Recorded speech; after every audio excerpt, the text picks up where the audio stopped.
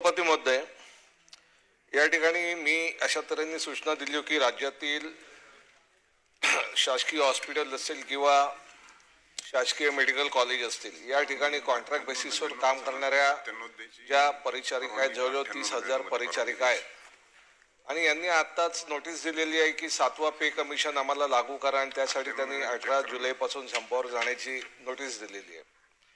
ही एक माझी सूचना होती, त्या अनुषंगाने शासनाने दखल घ्यावी एक सूचना होती। आणि त्याच्या सोबत सध्या आपल्याकडे राज्यातील वैद्यकीय महारुग्णालयांमध्ये परिचारिकांची जवळजवळ 50% पोस्ट ह्या रिकाम्या आहेत, जागा खाली आहेत।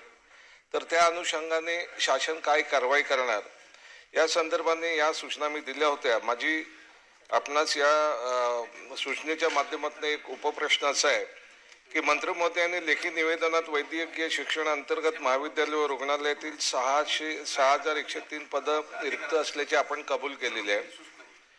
तर ही रिक्त पद भरण्याच्या संदर्भाने आपण कालबद्ध कार्यक्रम आखणार का? नंबर 1।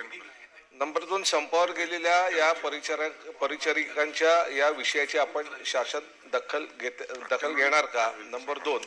आणि बाकी याच्यामध्ये आपण फार मोठं निवेदन दिलेलं आहे, त्याच्यात अनेक मुद्दे आहेत, त्या संदर्भाने आपण तातडीने आपल्याकडे बैठकीचं आयोजन करणार का?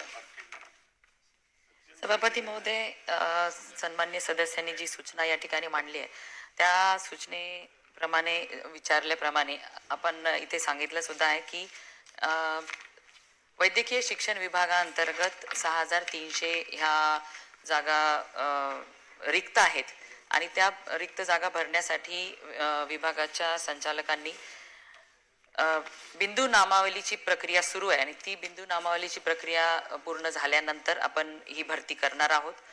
लवकरात लवकर ही सुद्धा भरती होऊन जाईल आणि सार्वजनिक आरोग्य विभागाचे सुद्धा जे 2064 ह्या जागा रिक्त आहेत त्या सुद्धा एक कालबद्ध कार्यक्रम आखून त्या पण आपण भरून घेऊ। आणि ज्या कॉन्ट्रॅक्च्युअल या ठिकाणी संपावरती बसलेले स्टाफ आहे त्यांच्या बाबतीत सुद्धा त्यांच्या ज्या मागण्या आहेत त्या मागण्यांच्या संदर्भात एक आपण सर्व अधिकारी आणि आपल्या सोबत एक बैठक पुढच्या आठवड्यामध्ये अधिवेशन संपल्यानंतर लावू आणि ज्या त्यांच्या मागण्या आहेत त्या सोडवण्याचा आपण